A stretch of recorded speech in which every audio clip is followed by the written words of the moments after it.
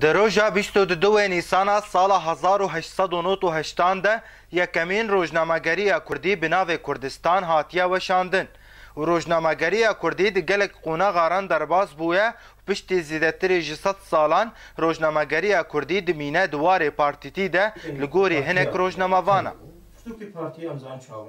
برای روزنامه‌گری کردی گریدای و پرتوک پارتیه و اوجتی ده یعنی راستی دیارتی ده چه هبو چه نبود یعنی مسائل بیانات حزبی بون مقالات حزبیه تنه بون نرینا دیتر نبود رأی الآخر تده پیدا ندبود آنها گهرتن د کاور د راستی گلک تشتن خارجی ده هی گلک تشتاد وك مضمون نافاروكا وهي وك خماية مخابن طبعا وك ديتر محاولات براستي هنا اي خورتا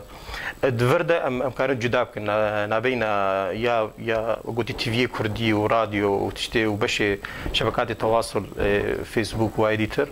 وما بين تشتا تي نويستان روزنامه‌وان دبیجن پیوسته راگهاندنا کردی بکوه دوار پسپوری دول سر ایش و آزار ملت راوسته اگر امورن لسر واقع روزنامه‌گری کردی براستی پیوسته نها روزنامه‌گری کردی بکوه استا پسپوری ده پیوسته روزنامه‌گری کردی ببید بن خدمت ملت ده گهدان بهتر به ایش و آزار خلکی بکی نوکه واقع نها مخابن پرانیا دستگاه راگهاندن سیاست تحزبی دمشینن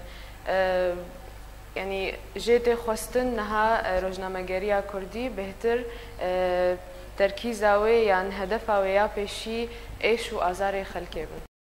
در چون راگهاندن گازن ده خود کنو دبیجن راگهاندن پارتیتی سینو را دهیل پیشیا پیشکتن راگهاندن کردی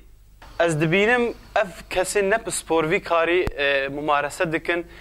در فتج در چون نور ناهیلن جبر پیشروجا راگهاندنا کردی پیوستیا و او برنگک اجتماعی بگه خلکی نه برنگک پارتیتی فاف کسی نب سپور و اف کارین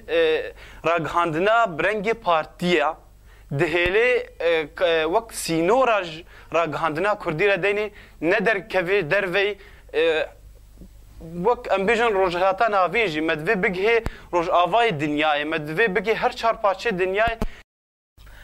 تبلیغ 100 سال درباز بونه لسر راگهاندنا کردی روزنامه‌گری کردی تا نها نگهشت یا آسته گو بکاره خدمتا گل کرد بکه و چاودیر جی دبیجن گلک آستانگی دبن سدم گو راگهاندنا کردی بمینه آلوس